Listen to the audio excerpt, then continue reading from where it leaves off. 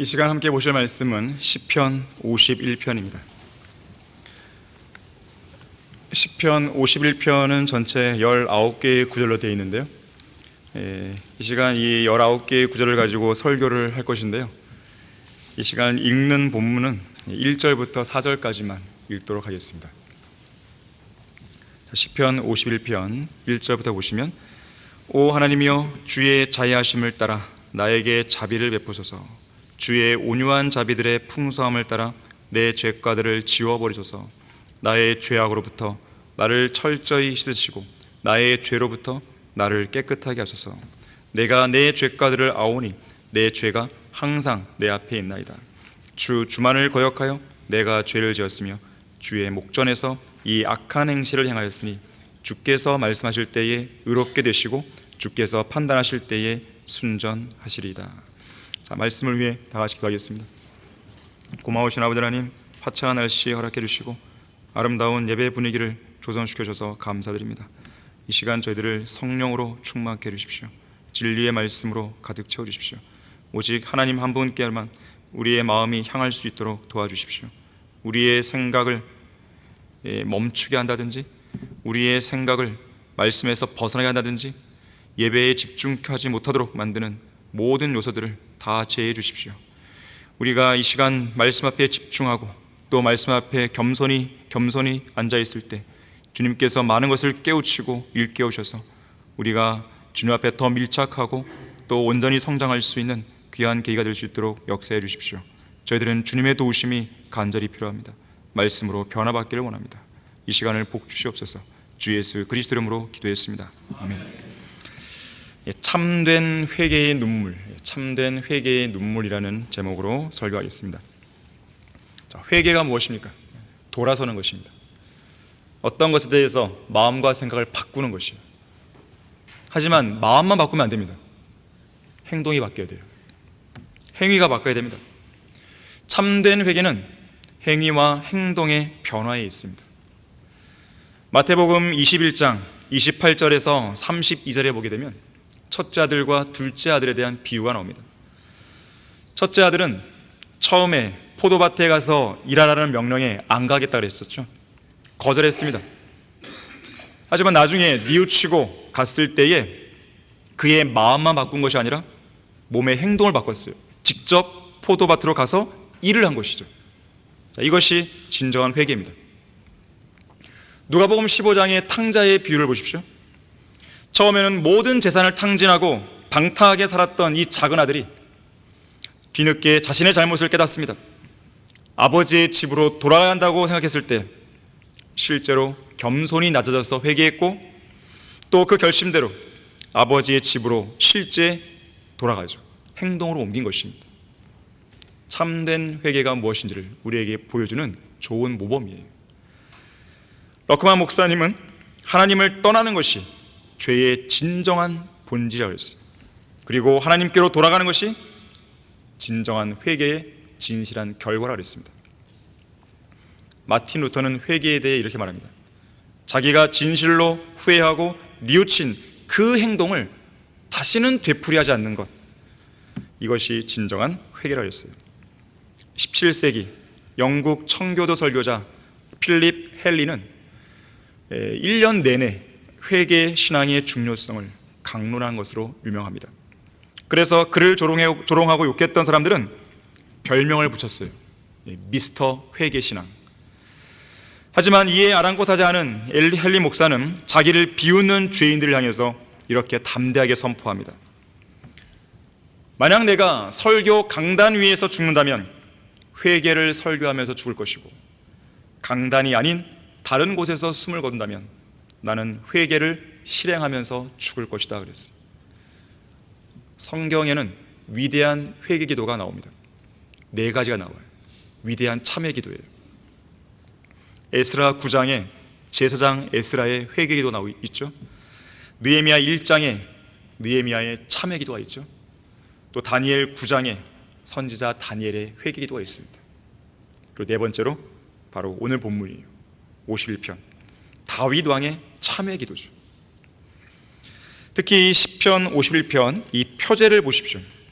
악장에게 다윗의 시, 그가 밧세바와 동침한 후 선지자 나단이 그에게 왔을 때로 되어 있습니다. 당시 다윗은 히딘 우리아의 아내 밧세바와 음행하는 간음죄를 졌죠. 그리고 그 죄를 감추기 위해서 군대대장 요압을 시켜 가장 치열한 전쟁의 최전선에 밧세바의 남편 우리아를 고의로 투입시켜서 적들의 손에 죽게 하는 살인죄를 저질렀죠. 하나님께서는 이런 가증한 죄악을 저지른 다윗의 양심을 강력하게 찌르고 일깨워주기 위해서 선지자 나단을 보내시게 됩니다. 그리고 나단은 사무엘하 12장에서 아주 강력하게 다윗을 책망하게 됩니다. 자, 이해를 돕기 위해서 한번 보겠습니다. 사무엘하 12장 7절에서 14절입니다. 사무엘하 12장 7절에서 14절을 보시면, 그러자 나단이 다윗에게 말하기를 당신이 그 사람이니다. 앞에 다윗의 죄를 일깨우기 위한 비유를 제시한 다음에 바로 당신이 그 사람입니다 그랬어요. 이것이 바로 설교의 본질이에요. 제가 여기서 선포하는 설교도 불특정 다수에게 전하는 것 같지만 그렇지가 않습니다. 여러분 각자 한 사람 한 사람에게 당신이 바로 그 사람이라고 죄를 일깨워주는 거예요. 이스라엘 주 하나님께서 이같이 말씀하시기를 내가 너를 이스라엘 다스릴 왕으로 기름 붓고 사울의 손에서 구해내어 내가 내 주인의 집을 내게 주고 내 주인의 아내들을 내 품에 주고 이스라엘과 유다 집을 내게 주었니라. 만일 그것이 너무 적었더라면 내가 이런저런 것들을 내게 더 주었으리라. 그런데 어찌하여 내가 주의 계명을 업신여겨 그가 보시기에 악을 행하느냐. 내가 히딘 우리아를 칼로 죽이고, 살인죄죠. 그의 아내를 빼앗아 내 아내로 삼았으며 간음이죠. 암몬 자손의 칼에 그를 죽게 하였도다. 내가 나를 업신여기고 히딘 우리아의 아내를 빼앗아 내 아내를 삼았으니. 죄라고 하는 것은 하나님을 업신여기는 행동입니다. 그러므로 이제 칼이 내 집에서 결코 떠나지 아니하리라. 주가 이같이 말하노라. 보라, 내가 내 집에서 너를 대적하는 악을 일으키리라. 내가 내 눈앞에서 내 아내들을 취하여 내 이웃에게 주리니 그가 대낮에 내 아내들과 더불어 동침하리라. 이 나중에 압살롬을 통해서 이 일이 이루어지죠. 내가 그 일을 은밀히 행하였으나 나는 이 일을 온 이스라엘 앞에서 대낮에 행하리라 하셨나이다 하니. 다윗의 반응을 보세요. 나단에게 말하기를 내가 주를 거역하여 죄를 지었노라 하더라. 나단이 다윗에게 말하기를 주께서도 왕의 죄를 제하셨으니 자비를 얻은 것입니다. 왕이 죽지 아니하리라. 그러나 이 행실로 인하여 왕이 주의 원수들에게 하나님을 모독할 큰 구실을 주었으니 왕에게 태어난 아이가 또한 반드시 죽으리다 하더라. 간담을 서늘케 하는 책망이었습니다. 하나님께서 보내신 선지자 나단의 이 강력한 책망 앞에 다윗은 즉시로 주님 앞에 부복했고 즉시로 자백하죠. 내가 주를 거역하여 죄를 지었노라. 바로 이때 기록된 시가요, 오늘 우리의 설교 본문인 시편 51편입니다 17세기 영국의 설교자요 역사학자였던 토마스 풀러는 이렇게 말했습니다. 너무 때이른 회개란 없다. 아무리 이르다 할지라도 너무 늦었을 수 있다라고 말했어요. 같은 시대에 활동한 청교도 설교자 토마스 멘토는 이렇게 말했습니다. 회개를 뒤로 미룬 사람은 결국 그 혼이 사탄에게 저당 잡혀 있는 사람이라고 했습니다. 구약의 율법 시대에 간음죄와 살인죄는 그 죄를 용서받고 속죄할 수 있는 희생제물이 없었습니다. 그럼 어떻게 되는 거예요? 죽여야 되는 것이에요. 이상 두 가지 죄를 저지른 죄인은 무조건 죽여야 하는 것이 율법의 규례였습니다. 레위기 20장 10절에서 다른 사람의 아내와 간음하는 자, 즉 자기 이웃의 아내와 간음하는 자는 그 간음한 자와 그 간음한 여자를 반드시 죽일지니라 그랬습니다. 희생제물이 없습니다. 민수기 35장 31절에서 살인죄를 범한 살인자의 생명의 속전을 받지 말고 보석금 같은 거 받지 말라는 거예요. 그를 반드시 죽일지니라고 경고하고 있습니다. 그 누구보다도 이러한 율법을 익히 알고 있었던 다윗, 어떠한 속죄제물로도 자신의 간음죄와 살인죄에 대한 대가를 지불할 수 없다는 것을 다윗도 알았습니다. 그래서 그가 속죄를 위해 드릴 수 있는 유일한 제물은 어린 양이나 수소와 같은 짐승들이 아니라 오직 상한 영과 참회하는 마음뿐이었다고 고백하는 거예요. 그 내용이 오늘 본문 16절, 17절에서 말하고 있는 것이죠. 나오는 것이죠. 자, 이런 다윗의 진솔한 참회와 회개에서 우러나오는 제물들, 그러니까 그의 상한 영과 참회하는 마음을 하나님은 받으십니다. 그리고 다윗을 즉시 용서하시는 거예요. 그래서 선지자 나단이 아까 읽었던 사무엘하 12장 13절에서 이렇게 말하죠. 주께서도 왕의 죄를 지하셨으니 왕이 죽지 아니하리다. 지금 죽어야 되는데 안 죽게 하시는 거죠. 자비죠, 자비. 다윗이 저지른 죄는 정말 끔찍한 죄였습니다. 어떤 제물로도 용서받을 수 없는 너무나 큰 죄였어요. 하지만 다윗은 진정으로 회개했습니다.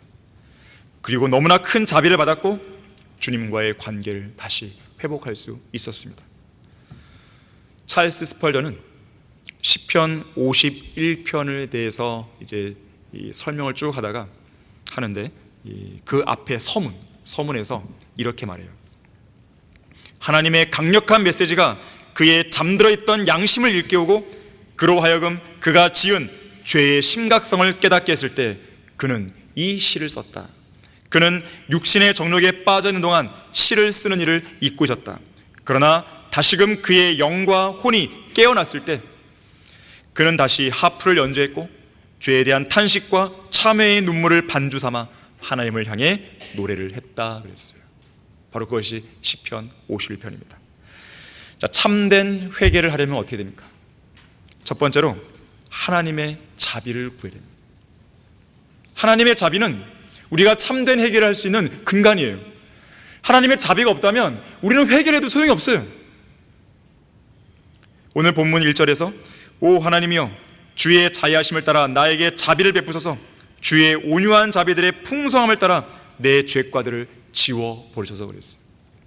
다윗은 그렇게 간구합니다. 주님의 자비에 호소를 하고 있죠. 주님의 공의에 호소를 하는 게 아닙니다. 주님의 자비에 호소를 하고 있는 거예요. 다윗은 오래 참으시는 하나님의 자비하심을 기억했습니다. 우리가 기억할 내용이 바로 그 부분이에요. 하나님의 성품 중에서 우리가 회개를 할 때 반드시 기억해야 할 성품, 하나님의 자비하심입니다. 선지자 다니엘도요, 아까 말했던 다니엘 9장에서 회개할 때 역시 자비를 기억합니다. 다니엘 9장 18절에서 오 나의 하나님이여 우리가 주 앞에 우리의 간구를 드리는 것은 우리의 의 때문이 아니고 주의 크신 자비 때문이다 그랬어요. 에스라도 느헤미야도 그들의 회개 기도에서 반드시 자비를 넣었습니다.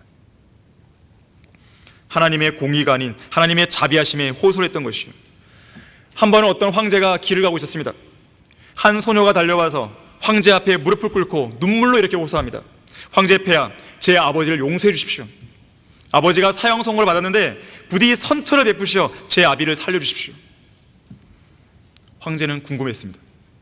무슨 사연이 있는지 들어봤어요. 아버지에 관해 자초지종을 들은 황제는 이렇게 말합니다. 너의 아버지가 법을 어겼기 때문에 나도 어쩔 수 없겠구나. 그때 소녀는 너무나 슬픈 나머지 두 손으로 얼굴을 감싼 채 흐느끼며 이렇게 말합니다. 폐하, 잘 알고 있습니다. 저도 법을 잘 알고 있습니다. 하지만 저는 폐하의 공의롭고 정의로운 처사에 호소하는 것이 아니라 폐하의 풍성한 자비에 탄원하는 것입니다. 잠시 침묵을 지키던 황제가 말합니다. 내가 내 아버지를 용서했으니 평안히 돌아가라. 이렇듯 하나님의 풍성한 자비하심은 우리의 참된 회개와 죄의 용서를 위한 간구를 가능하게 해주는 든든한 기반이 되는 것입니다. 죄 많은 인간에게 가장 필요한 것이 뭘까요? 하나님의 자비예요. 만일 인간에게 절실하게 요청되는 것이 돈이었다면 하나님은 그분의 메시아를 위대한 경제학자나 경영학자, 사업가 또는 경영 컨설턴트로 보냈겠죠. 인간에게 가장 필요한 것이 힘과 권력이었다면 그분의 메시아를 정복자나 절대 권력을 지닌 독자자로 보냈겠죠. 가장 중요한 요소가 쾌락이었다면 메시아를 육신의 정욕과 안목의 정욕과 생의 자랑을 충분히 만족시켜줄 수 있는 유명한 연예인으로 만들어 보냈겠죠. 인류에게 가장 기묘한 것이 지식이었다면 주님께서는 메시아를 위대한 교육자나 대학 교수로 보냈겠죠. 과학기술이 가장 필요했다면 인류의 구세주를 뛰어난 과학자나 기술자로 보냈겠죠. 어떤 사상이나 철학이 인간에게 정말로 필요했다면 예수님을 사상가나 철학자로 보냈겠죠. 하지만 머리부터 발끝까지 온 몸과 온 마음이 죄로 점철되어 있는 인류에게 지옥으로 떨어져야 할 모든 죄인에게 가장 필요한 것은 죄를 제거하고 용서하는 자비였기 때문에 하나님께서는 그분의 메시아를 세상 죄를 제거하는 하나님의 어린 양으로 보내신 것입니다. 성경은 하나님의 자비를 받은 사람들로 넘쳐나는 책입니다. 창세기 1장부터 쭉 계시록 22장을 보게 되면 하나님의 자비를 받은 성도들의 기록이에요. 교회사도 마찬가지죠. 우리의 인생도 마찬가지죠. 하나님의 자비의 기록입니다. 하나님의 풍성한 자비를 받은 사람들에 관한 풍성한 간증의 기록인 것이죠.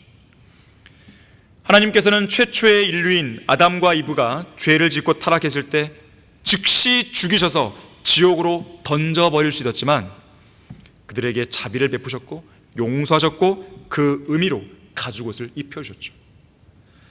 또한 죄악이 하나님 앞에까지 닿아서 이제 곧 극심한 멸망을 앞둔 니느웨, 즉시로 멸망시키지 않으셨어요. 40일이 지나면 니느웨가 무너지리라, 이 요나의 엄중한 경고를 듣게 합니다. 40일의 유예를 줬어요. 그런데 40일도 필요하지 않았습니다. 이들은 즉시로 하나님을 믿은 거예요. 금식한 것이에요. 진정으로 회개합니다. 하나님께서는 그 모습을 보시면서 자비를 베푸시죠. 이러한 모습에 요나가 화를 내는 거죠. 내가 주께 간구하오니 오 주여, 이것이 내가 아직 고국에 있었을 때 내가 말한 것이 아니었나이까. 내가 그것 때문에 타시스로 도망한 겁니다, 이런 말하는 거죠. 그러므로 내가 앞서 타시스로 도망하였으니 이는 주께서는 은혜로우신 하나님이시며 자비로우시고 노하기를 더디하시며 매우 인자하시고 재앙에서 스스로 돌이키심을 내가 알았음이니이다. 하나님의 자비는 매우 큽니다. 주님은 자비의 하나님이세요. 구약만 그런 게 아니죠. 신약도 마찬가지죠. 하나님이신 예수님은 한 중풍병자에게 자비를 베푸셔서 그를 고쳐주셨습니다. 간음하다가 현장에 잡힌 여인 붙잡혀봤죠. 자비를 베푸시고 용서해 주셨어요. 특히나 십자가에서 피 흘려 죽으실 때 회개하는 한 강도를 향해서도 자비를 베푸셨죠. 진실로 내가 너에게 말하노니 오늘 내가 나와 함께 낙원에 있으리라. 극적인 회심이죠. 극적인 회심. 죽음을 앞둔 그 찰나에서 회개했더니 바로 자비를 받은 거예요. 하나님의 자비는 그만큼 어떤 시간적으로 여유가 많을 때만 주어지는 게 아닙니다. 회개하는 어떤 죄인을 봤을 때 즉시로 자비가 베푸지는 거예요. 시편 103편 8절에서는 주는 자비로우시고 은혜로우시며 노하기를 더디하시고 자비가 풍성하다고 말씀합니다. 하나님께서 노하기를 더디하는 분, 이런 분이라는 사실은 우리에게 얼마나 큰 위로가 되는지 몰라요. 죄를 지은 어떤 성도가 참된 회개를 하기 원한다면 자비로우시고 은혜로우시며 노하기를 더디하시고 자비가 풍성하신 하나님께 하나님의 자비하심을 탄원해야 되는 거예요. 주님, 주님의 자비하심을 기억해 주십시오. 저에게 자비를 베풀어 주십시오. 스코틀랜드의 침례교 목사 알렉산더 맥라렌은 이렇게 말했습니다. 시편 51편은 주님의 자애하심과 온유한 자비들의 풍성함에 대한 호소로 시작한다. 그것이야말로 하나님께 영향을 끼칠 수 있는 유일한 탄원이다. 우리의 탄원의 동기와 방법은 그분의 사랑이다. 주님의 헤아릴 수 없을 만큼 크신 연민은 우리 모든 죄악들의 총합보다 훨씬 크다. 설령 그 죄악들이 우리 머리털보다 많을지라도 그렇다. 하나님의 자비하심에 간절히 호소하며 회개하는 성도는 온갖 형태의 죄악을 지닌 자신의 사악한 모습 그 너머에 있는 하나님의 풍성하신 자비하심을 바라보게 된다 그랬어요. 지금 당장 내 눈앞에는 나의 죄에 대해 심판하실 하나님의 진노가 막 무섭게 느껴지는 거죠. 두렵습니다. 그런데 바로 그 너머에 하나님의 자비하심을 볼 수 있어야 돼요. 그래야 용서를 빌죠. 참된 회개를 하려면 어떻게 됩니까? 두 번째로, 죄라고 하는 것이 살아계신 하나님을 거역하여 짓는 것임을 명확하게 인식하셔야 돼요.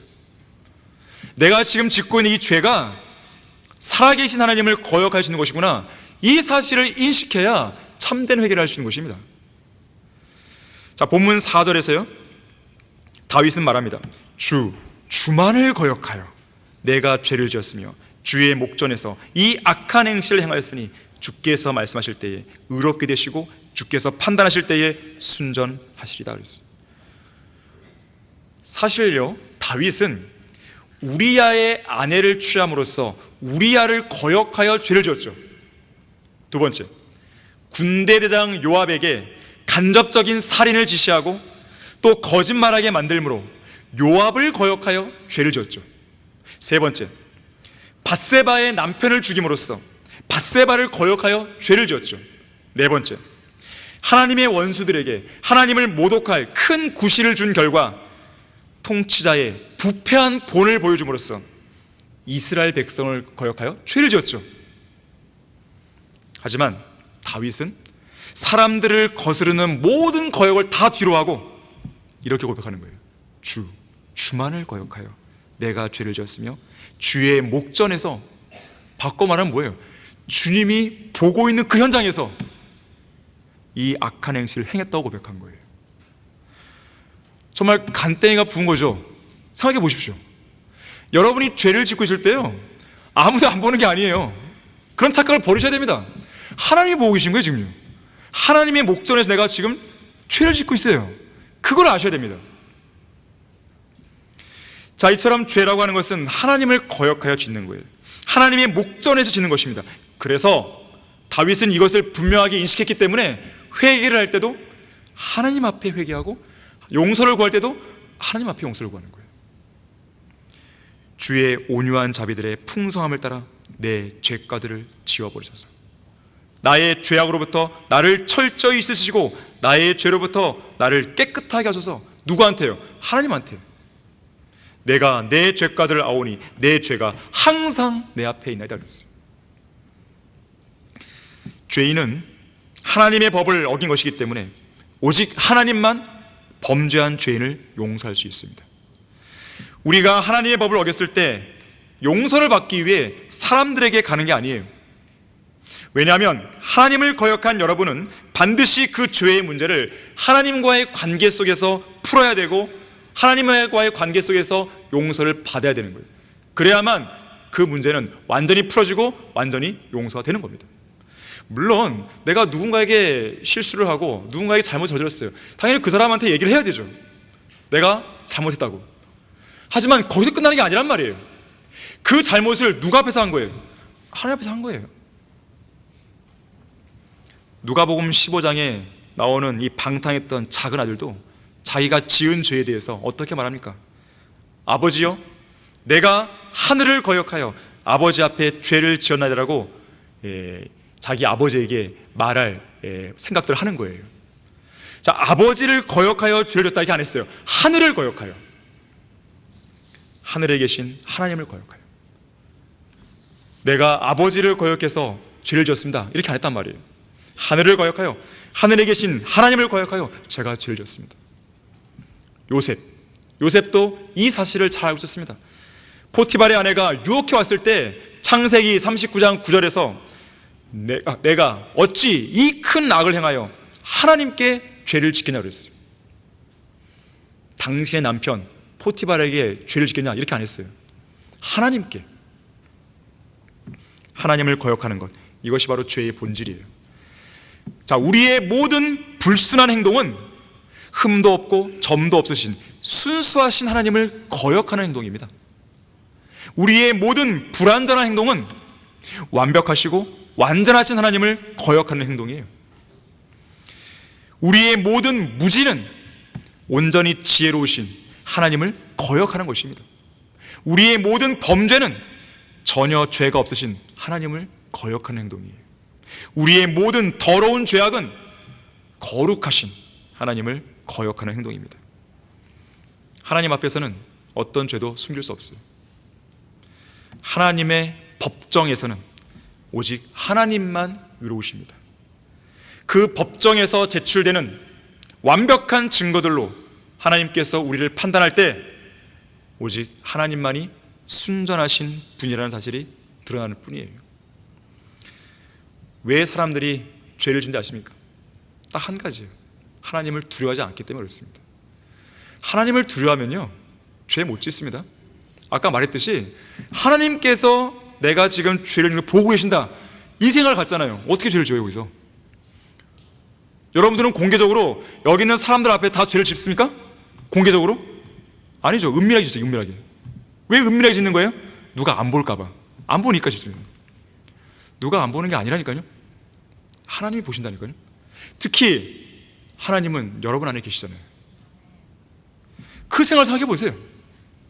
과연 죄를 지을 수 있는, 육신이 막 강하게 올라올 때, 주체할 수 없는 정욕에 올라올 때 어떤 죄를 딱 만지려고 그래요. 바로 그 순간 찰나에 기억하셔야 돼요. 누가 보고 계신지, 내 안에 누가 계신지.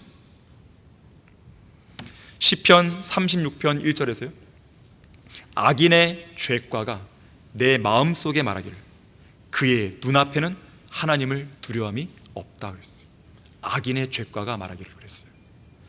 자신이 남몰래 죄를 짓고 있을 때 아무도 보지 않을 거라는 생각이 그 마음속에 너무나 강하게 자리를 잡고 있는 겁니다. 하나님은 살아계신 분이십니다. 죄 많은 인간들은 하나님께서 제정하신 10계명, 이 10개의 계명 그 다음에 한 가지 계명을 제멋대로 추가해서 넣었는데요, 들키지 말지어다. 앞에 있는 10가지 계명을 다 어긴다 해도 들키지만 않으면 만사형통하다는 거죠. 이보다 더 위험천만한 생각이 없습니다. 그러한 생각은요, 멸망만 앞당길 뿐입니다. 여러분이 어딘가에서 혼자 죄를 지으려 할 때 아무도 보지 않을 거란 생각을 아예 버리셔야 돼요. 여러분이 이제 막 죄를 지으려 할 때 여러분 안에 내주하시는 예수님께서 죄를 짓지 말라고 호통치는 소리를 들어야 됩니다. 여러분 안에서 무척 슬퍼하시는 성령 하나님의 그 흐느낌을 들으셔야 돼요. 눈물의 호소를 들으셔야 돼요. 여러분의 마음속을 불꽃 같은 눈동자로 쳐다보시는 심판자이신 하나님 아버지께서 죄를 지으려는 여러분을 향해 분노를 표출하려고 하신다는 것을 기억하셔야 돼요. 하나님은 여러분이 어디에서 무슨 일을 하는지 다 아십니다. 여러분이 어떤 장소를 출입하든지 주님께서 모르시는 경우는 없어요.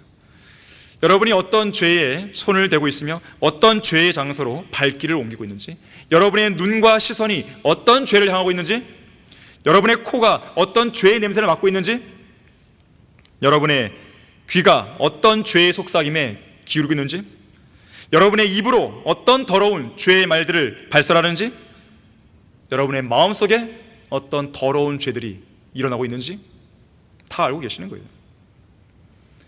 몰라서 지금 당장 죄의 삭슨 사망대로 안 죽이는 게 아니라는 거예요. 참으시는 거죠. 인내하시는 거죠. 잠언 15장 3절에서 주의 눈은 어느 곳에서나 악한 자와 선한 자를 살피신다 그랬습니다. 여러분이 죄의 자리에 서서 죄의 유혹에 넘어갈 바로 그 찰나에 하나님께서 그 자리에 계시고 또 여러분을 지켜보고 계신다는 것을 기억해야 돼요. 비밀로 간직된 것이 드러나지 않을 것이 없고 숨겨진 것도 알려지고 공개되지 않을 것이 없다고 누가복음 8장 17절은 말씀합니다. 그리스도인이 죄를 지으면요, 자기만 속는 거예요. 하나님을 속일 수 있을 것 같죠? 하나님을 속이는 게 아니에요. 하나님을 어떻게 속여요? 하나님은 우롱당하지 않으십니다. 마귀에게 자기가 속는 거고요, 자기 자신 스스로에게, 육신에게 속는 거예요. 결국 그렇게 속고 살다가 흰 머리카락과 달아빠진 신발만 그의 인생에 남는 것이죠. 어떤 사람이 이렇게 말했습니다. 회개는 어음과 같다. 회개는 어음과 같다. 행동으로 옮길 때야 비로소 어음의 효과가 발생한다. 행동으로 옮기지 않는 회개는 부도난 회사와 같다. 결코 부도가 난 회개를 하지 말라 그랬어요. 진정으로 자신의 죄를 뉘우치고 회개했다면 말 그대로 더 이상 죄를 짓지 말아야 되는 것입니다. 참된 회개를 하려면 어떻게 됩니까? 세 번째로, 자기가 저질렀던 각각의 죄들보다는요, 그 죄를 지은 자기 자신에 대해서, 자기 자신의 존재 자체에 대해서 정말로 통회하는 마음으로 슬퍼야 됩니다. 내가 했던 것들도 중요하지만 그 했던 것들에만 집착하지 마시고 그 일들을 행한 나 자신이란 존재, 이 존재에 대해서 슬퍼하셔야 됩니다. 오늘 본문 5절, 6절을 보세요. 보소서, 내가 죄악 중에서 조성되었고, 내가 왜 간음죄를 짓고 내가 왜 살인죄를 짓냐 이거예요. 그 근본적인 원인이 어디냐 이거예요. 죄악 중에서 조성되었고, 죄 중에서 내 어머니가 나를 배웠나이다. 주님, 저는 구제불능입니다. 보소서, 주께서는 마음에 있는 진실을 원하오니 주께서는 감추어진 곳에서 나로 지혜를 알게 하시리다. 인간은 이 땅에 태어날 때부터, 아니 어머니의 뱃속에서 조성될 때부터 잘못되어 있었습니다. 성선설이니 성악설이니 하는 논쟁은 쓸데없는 논쟁이에요. 죄는 인간이 태어나는 순간부터 타고나는 본성입니다. 이것은 성경적으로도 증거가 되지만 역사적으로도 도덕적으로도 인간의 양심적으로도 분명하게 증거되는 것이에요. 잠언 22장 6절에서 아이를 그가 마땅히 가야 할 길로 훈육하라 그랬죠. 자, 아이들은요, 마땅히 가지 말아야 할 길로 가도록 훈육할 필요가 없습니다. 그들은 태어날 때부터 그렇게 가려고 하죠. 이미 아이들에게 여러분들 거짓말을 가르칩니까? 그런 부모는 없죠. 그런데 거짓말 하잖아요. 왜 그런 거예요? 태어날 때부터 잘못된 것이죠. 문제가 심각한 거죠. 모태신앙? 그것만큼 우스운 것도 없어요. 모든 아이들은 누가 시키지 않아도 거짓말합니다. 본성적으로 그 마음이 어리석은 짓과 죄악을 향해 한참 기울어져 있는 거예요. 어리석음이 아이들에게 매어 있다고 성경은 말씀합니다. 한 번은 어떤 흑인 목사가 그의 교회에서 장례식을 치르겠다고 마을 사람들에게 광고했습니다. 하지만 막상 죽은 사람이 누구인지는 밝히지 않았어요. 동네 사람들은 의뢰 자기들도 알고 있는 어떤 마을 주민일 거야, 이런 생각에 장례식에 참석합니다. 이 설교단 앞쪽에 관이 하나 놓여 있었고 이곳 저곳에 죽은 사람을 애도하는 꽃들이 놓여 있었습니다. 이 목사는요, 죽은 사람에 대한 예우를 갖추지 않고 죽은 사람을 기리는 칭송의 말도 하지 않고 오히려 이 관 속에 누워있는 죄인은 살아있을 동안에 인간이 저지를 수 있는 모든 죄는 다 짓고 죽었다고 말했어요. 그러면서 이 죄인은 너무나 사악한 사람이었기 때문에 당연히 지옥의 영원한 형벌을 받게 될 것입니다 라고 설교를 합니다. 마을 사람들 생각하죠. 도대체 얼마나 사악한 죄인이기에 사람이 죽은 마당에 목사가 저런 말까지 할까, 이 생각을 했어요. 그래서 죽은 사람의 얼굴이 어떻게 생겼는지 더 궁금해졌습니다. 마침 목사는 설교를 끝내고 이 끔찍한 죄인의 모습을 한 번씩 보라면서 시신이 들어있는 관 가까이로 오라고 모이라고 손짓했습니다. 사람들이 몰려왔어요. 관 속을 들어봤습니다. 그런데 관은 텅 비어 있었습니다. 그 대신 커다란 거울 하나가 관 속에 놓여 있었어요. 관을 들여다보는 그들 자신의 얼굴이 비쳤습니다. 그 순간 목사가 말했어요. 그 거울에 비치는 여러분이 바로 끔찍한 지옥의 형벌을 받아야 할 가장 사악한 죄인들입니다. 그리고 복음을 전했다 그래요. 자, 이렇듯 우리가 참된 회개를 하려면 죄인인 자기 존재 자체에 대한 총체적인 슬픔과 총체적인 탄식이 나와야 되는 거예요. 다윗도 그랬지만 욥도 그랬습니다. 욥기 42장 6절에서 내가 나를 미워하고 티끌과 재 속에서 회개한다고 고백했어요. 내가 저지른 죄를 미워합니다 이렇게 안 했어요. 나를 미워하고. 선지자 이사야도 이사야 6장 5절에서 내게 화로다, 내가 끊어졌도다, 이는 내가 불결한 입술을 가진 사람이며 내가 불결한 입술을 가진 백성 가운데 거하면서 내 눈으로 왕 곧 만군의 주를 배웠다고 말했습니다. 욥이나 이사야가 보인 회개와 슬픔은 단순히 어떤 죄를 짓고 안 짓고의 차원에만 머물러 있지 않았습니다. 이것은 나라고 하는 존재가 하나님 앞에서 총체적으로 아무것도 아닌 죄인이고, 또한 하나님의 거룩하심과 하나님의 공의를 대적하게만 하는 그런 존재임을 진지하게 시인하는 회개와 총체적인 슬픔이었어요. 나 자신에 대해서. 자, 나 자신에 대해서 그런 총체적인 슬픔과 탄식이 있었기 때문에 그런 자신으로부터 완전히 돌아서는 것이 바로 회개가 되는 거예요. 자, 이러한 회개는 자신의 문제를 스스로 해결할 수 없다는 것을 깨닫게 하고 하나님의 도우심을 간구하게 만듭니다. 이를테면 이런 식으로 기도하게 되는 것이에요. 자비로우신 하나님, 저는 지금까지 선했던 적이 한 번도 없습니다. 지금 이 순간도 마찬가지고 앞으로도 그럴 것입니다. 그것이 바로 저라는 존재의 본질입니다. 주님, 저는 가장 좋은 상태에 있을 때조차 스스로 목숨을 끊고 지옥에 갈 만한 가치조차 없는 존재입니다. 특히 제가 자살조차 해서도 안 되는 것은 저는 그렇게 할 만한 자격조차 없기 때문이고, 주님께서 저를 위해 무언가를 해주시지 않는 한 자살을 포함한 제가 하려는 어떤 시도도 무용지물이기 때문입니다. 그래서 저는 주님만 의지하는 것입니다. 주님만이 저를 위해 무언가를 해주시기를 기도하는 것입니다. 주님 도와주십시오. 저를 용서해 주시고 제게 자비를 베풀어 주십시오. 이것이 참된 회개의 기도입니다. 결국 이러한 슬픔은 하나님의 도움을 구하게 됩니다. 하나님께로 피하게 되는 거예요. 그리고 때로는 구원받고 그 죄로부터 깨끗하게 되는 것이죠. 자, 그러니까 회개라고 하는 것은 어떤 문제로부터 돌아서는 것도 중요하지만 어디로, 누구에게로 가냐 이거예요. 누구에게로. 슬퍼하고 회개했는데 절간으로 가버렸어요. 그럼 회개가 아니죠. 슬퍼하고 회개했는데 코란으로 갑니다. 슬퍼하고 회개했는데 철학으로 간다든지, 슬퍼하고 회개했는데 자기 자신의 의로 돌아간다든지, 그건 회개가 아니죠. 그건 참된 회개가 아닙니다. 결국 그 사람은 사망에, 지옥에 이르게 되는 것이에요. 참된 회개를 위해서는 하나님께로 돌아가서 하나님께 뭔가를 간구해야 됩니다. 하나님, 이렇게 해주십시오. 이렇게 해주십시오. 자, 오늘 본문 이어지는 7절부터 15절에는요 다윗이 자비로우신 하나님께로 나아가서 자비로우신 하나님께 도움을 구하며 12가지 요청을 드립니다. 12가지. 첫 번째, 7절에서 우슬초로 나를 정결케 하소서. 내가 깨끗게 되리이다.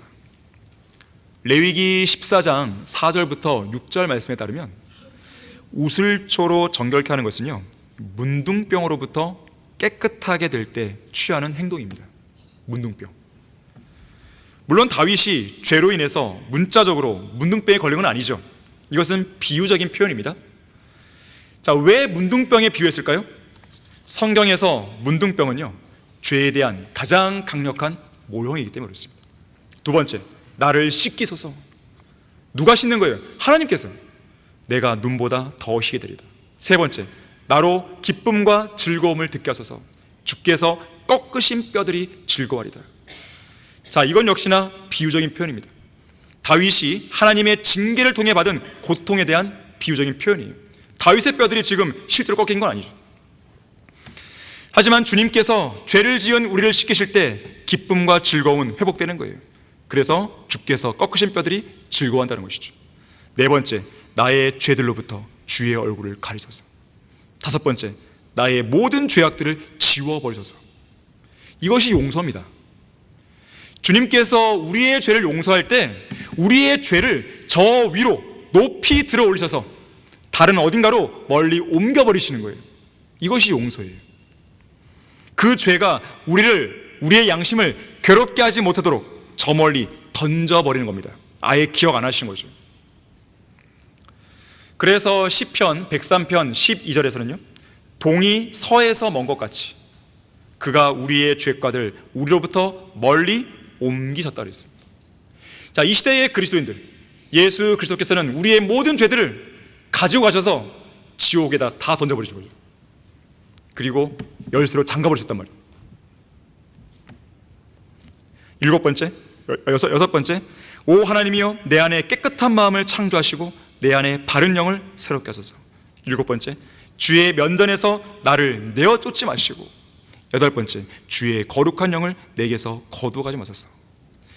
자, 다윗은 구약시대의 성도였기 때문에 우리 그리스도인들과 다르게 거룩한 영, 성령께서 떠날 것에 대해 걱정했습니다. 구약시대에는 성령께서 영원히 내주하는 게 아니죠. 들어왔다가 나가기도 하시고, 안에 계시거나 위에 계시거나 나갔다가 다시 들어오기도 하시고, 다양한 형태의 사역을 행하시죠. 사울의 경우는 그가 죄를 지었을 때 성령께서 떠나버렸죠. 삼손은 성령께서 떠났다가 다시 마지막 순간에 들어오기도 하셨죠. 자, 그런데 다윗은 그가 우려했던 대로 성령께서 떠나지 않으십니다. 확실한, 다윗의 확실한 자비를 받은 거예요. 자, 이 시대에 우리 그리스도인들도 그렇죠. 성령께서 영원히 떠나지 않겠다는 자비로운 약속을 우리에게 주신 거예요. 자, 9번째, 주의 구원의 기쁨을 내게 회복시키시고. 10번째, 주의 자원하는 영으로 나를 붙드소서. 그리하면 내가 범법자들에게 주의 길을 가르치리니 죄인들이 주께로 돌아오리이다. 내가 회복이 돼야 다른 사람들 인도할 수 있는 겁니다. 내가 회복이 안 됐는데 어떻게 다른 사람들 인도할 수 있습니까? 11번째, 오 하나님이여, 피 흘린 죄에서 나를 구해줘서. 정말로 피를 흘렸죠. 우리 애를 죽였잖아요. 전장에서 죽게 만든 것입니다. 주는 나의 구원의 하나님이시다. 내 혀가 주의 의를 소리 높여 노래하리이다. 마지막 12번째입니다. 오 주여, 주께서는 내 입술을 열어주소서. 그리하면 내 입이 주의 찬양을 보이리이다. 용서를 받은 확신이 든 것이죠. 용서받은 자의 입술에는 감사와 찬양이 넘치는 것입니다. 자, 참된 회개를 하려면 어떻게 됩니까? 마지막 4번째로 가장 중요한 부분인데요, 상하고 참여하는 마음으로 눈물의 회개를 해야 됩니다. 본문 16절에서 19절이에요. 주께서는 희생제를 원치 아니하시나이다. 그렇지 아니하였으면 내가 그것을 드렸으리다. 주께서는 번제도 기뻐하지 아니하시니이다. 하나님의 희생제들은 상한 영이니. 자, 하나님의 희생제가 상한 영이라고 했어요. 오 하나님이여, 주께서는 상하고 참여하는 마음을 멸시하지 아니하시리다. 주의 선하신 기쁨으로 시온을 향하여 선을 행하시고 예루살렘 성벽들을 쌓으소서. 그때 주께서는 의의 희생제들과 번제와 온전한 번제를 기뻐하시리니 그때 그들이 주의 제단에 수송아지들을 드리리다. 참된 회개에는 참된 눈물이 동반됩니다.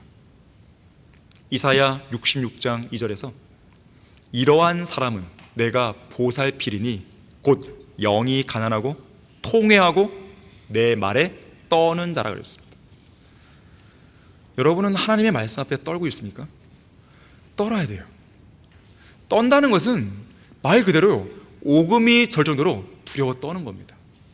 자, 우리는 물론 하나님을 사랑합니다. 동시에 우리는 죄에 대해서 하나님을 두려워할 수 있어야 돼요. 하나님의 말씀의 경고 앞에 두려워 떨어야 됩니다. 두려워 떠는 사람이 죄를 안 짓게 되는 것이에요. 두려워 떠는 사람이 죄에 대해 진솔하게 회개할 수 있는 것이에요. 만약 어떤 성도가 하나님 앞에서 가증하고 추악하고 더러운 죄를 지었으면서도 또한 그 죄로 인해 자신 안에 있는 성령 하나님을 무척 슬프시게 해드렸으면서도 그 죄에 대해 진정한 참회의 눈물을 흘리지 않고 있다면 그는 진정한 그리스도인이 될 수 없는 거예요. 그저 양심이 화인맞은 배은망덕한 성도일 뿐입니다. D.L. 무디는 말합니다. 눈물이 없는 믿음은 생각할 수 없다. 회개는 곧 눈물이다 그랬습니다. 아일랜드의 속담에요, 흐르는 눈물은 괴로운 것이지만 그보다 더 괴로운 것은 흐르지 않는 눈물이다 그랬습니다. 그만큼 참된 눈물이 따라오지 않는 회개는 진정한 회개가 아니라는 것이에요. 여러분의 두 뺨을 타고 흘러내리는 참회의 눈물은 여러분의 죄에 대해 여러분이 어떻게 생각하고 있고 또 어떤 자세로 뉘우치고 있는가를 보여주는 참된 회개의 표시입니다. 구세군의 창시자 윌리엄 부스 장군은 말했습니다. 마지막 배교한 교회 시대에 만연하는 가장 큰 위험 중 하나는 참된 회개가 없는 용서다 그랬어요. 하나님께 용서는 구해요. 하나님 용서해 주십시오. 하지만 거기는 참된 회개가 결여되어 있는 것이죠. 회개에 관한 한 끊임없이 대뇌는 의미 없는 입술의 고백들만 허공을 가로질러 울려 퍼지고 있는 것입니다. 여러분들은 매 주일 이 강단 내지는 여러분 자리에서 무언가를 하나님께 자백하잖아요. 고백하죠. 때로는 회개를 하기도 하고, 때로는 이렇게 안 하겠다고, 때로는 이렇게 하겠다고 결심을 선언하죠. 자, 그러한 결심들 가운데, 그러한 회개의 내용 가운데 과연 얼마나 많이 여러분의 실행 가운데로 옮겨지고 있습니까? 주일마다 설교를 듣고 마음의 변화를 받아서 이곳 강단 앞으로 나와 무릎 꿇고, 또는 자기가 앉은 자리에서 회개하고, 때로는 눈물로 회개하고 새롭게 결심하는 성도들의 헌신의 고백들, 자, 그러한 고백들을 종이에 한번 써보는 거죠. 그거를 차곡차곡 쌓아보는 것이죠. 자, 그렇게 쌓아 올린 종이의 높이는 저 하늘에 닿을 정도의 탑을 쌓을 수 있을 만큼 수북이 쌓입니다. 그러나 그 중에서 실제로 실행된, 실제로 돌이킨 헌신의 고백들만 모아놓으면 그 높이는 이 강대상만도 못한 거죠. 이것이 심각한 문제입니다. 거룩하신 하나님께서 우리에게 원하시는 것은 입술만의 회개가 아닙니다. 회개에 합당한 열매예요. 하나님의 마음에 맞는 사람 다윗 왕은 그가 죄를 짓고 징계받았을 때 시편 6편 1절과 2절과 6절에서 이렇게 눈물로 기도합니다. 오 주여, 주의 노하심으로 나를 책망하지 마시고 주의 진노로 나를 징계하지 마소서. 오 주여, 내가 연약하오니 내게 자비를 베푸소서. 오 주여, 내 뼈가 고통스러우니 나를 고치소서. 내가 신음으로 곤비하여 밤마다 내 침상을 띄우며 눈물로 내 자리를 적시나이다 그랬어요. 희희낙낙대며 웃을 줄은 알면서도 눈물로 통회할 줄 모르는 사람들은 인생이 뭔지를 모르는 사람들입니다. 그 신앙과 마음의 깊이가 매우 얕고 가벼운 사람들이에요. 워치만 니는 하나님 앞에서 흘린 다윗의 눈물에 대해 이렇게 말했습니다. 하나님께서 귀하게 여기시는 것은 사람들 앞에서 흘리는 공개적인 눈물이 아니다. 하나님께서만 보실 수 있도록 그분 앞에서 흘리는 비밀한 눈물이다 그랬어요. 하나님을 향한 눈물과 밤에 침상을 적시는 눈물이 바로 보배로운 눈물이다. 다윗은 사람들 앞에서가 아니라 하나님 앞에서 진정한 눈물을 흘릴 줄 아는 왕이었다 그랬어요. 참회의 눈물은 하나님께서 보시기에 매우 아름답고 고귀합니다. 주님은 마음이 상한 자들과 참회하는 영을 지닌 사람들에게 가까이 하시는 분이에요. 누가복음 18장에 보게 되면 어떤 세리가 하나님께 기도를 드리고 있습니다. 그는 기도할 때 어떻게 기도했습니까? 가슴을 치며 말하기를, 하나님이여, 죄인인 저에게 자비를 베푸소서. 자기가 저지른 죄들에 대해 얼마나 진정으로 슬퍼했으면 자기의 가슴을 치면서까지 기도했겠어요. 하나님께서는 자신의 죄를 깊이 인식하고 하나님의 자비를 간절히 바라는 상한 영, 상하고 참여하는 마음으로 기도하는 그 성도들과 함께 하시는 거예요.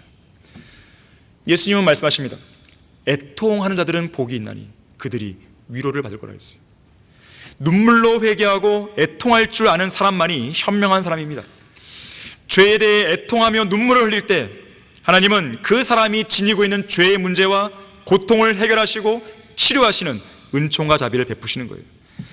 누군가가 잘 말했듯이 눈물은 그 사람의 혼을 치유하는 약입니다. 왜 그런지 아십니까? 눈물로 애통할 때 자신 안에 있는 참된 모습을 보는 거예요. 내가 이렇게 형편없는 사람이었구나.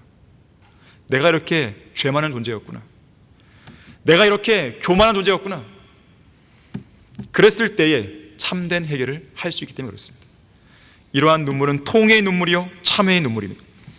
이사야 57장 15절에서 영원에 거하시는 높고 우뚝 솟은 분, 그의 이름이 거룩이신 분이 이같이 말하더라.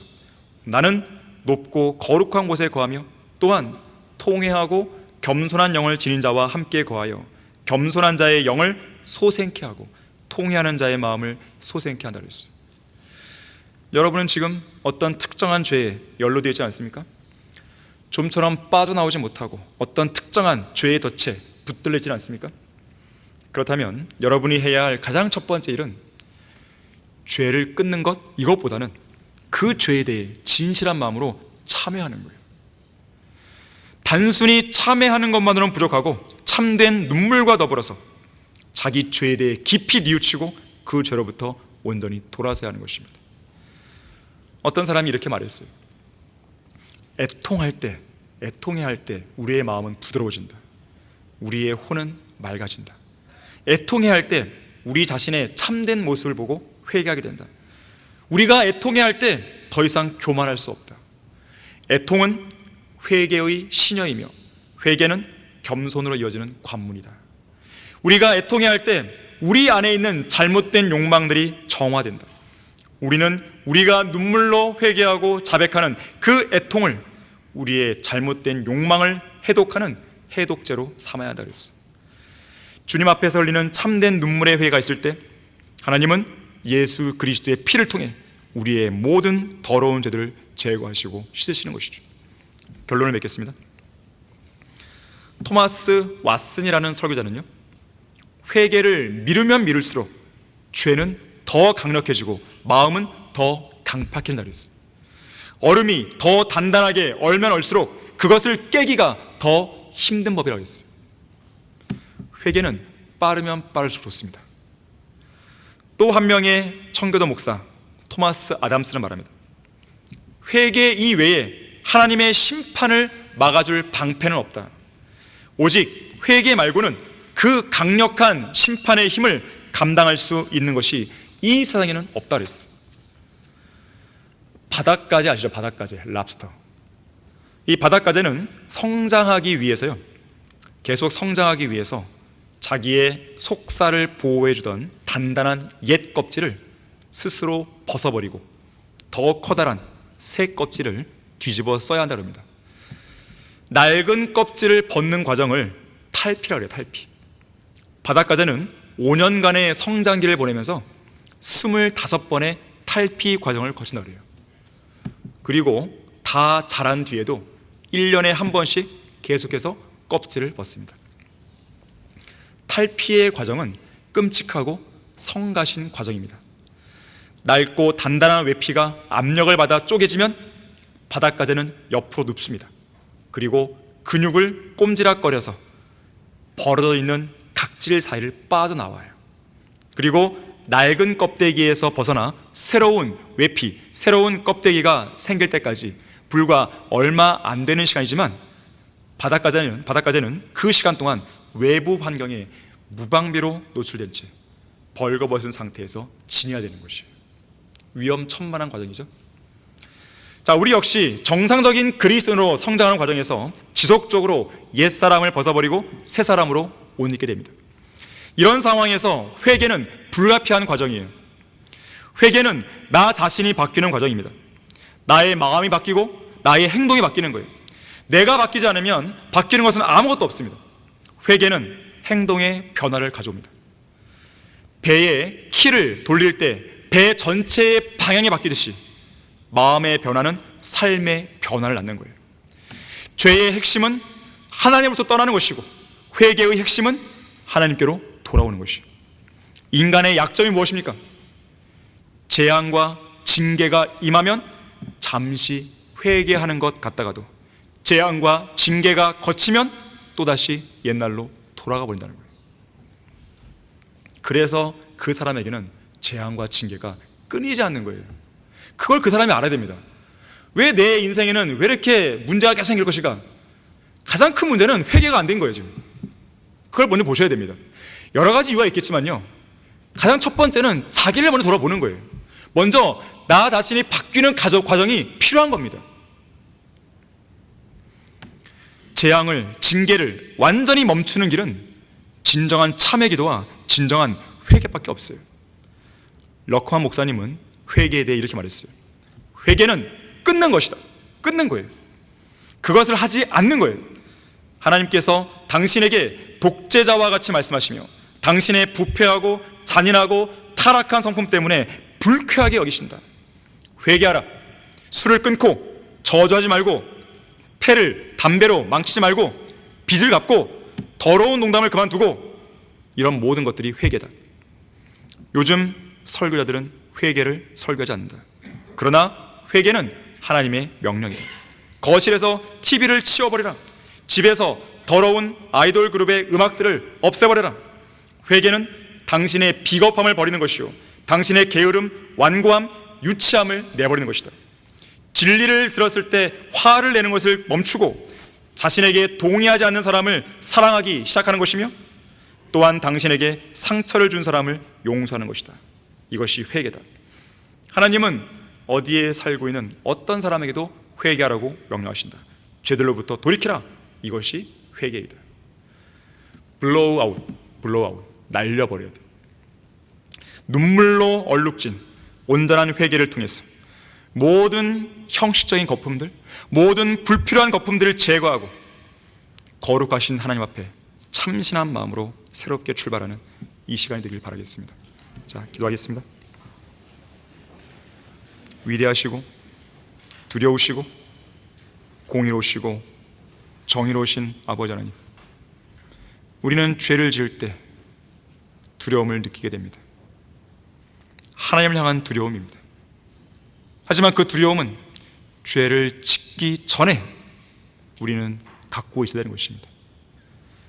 우리 가운데 여전히 죄로 인해서 인생을 망치는 성도들이 있습니까? 헤어나오지 못하는 그 죄로 인해서 고통을 받고 있는 성도들이 있습니까?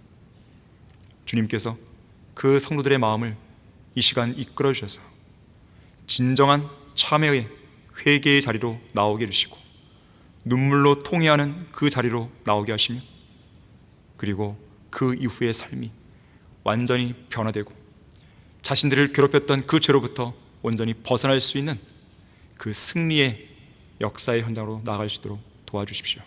주 예수 그리스도 이름으로 기도했습니다.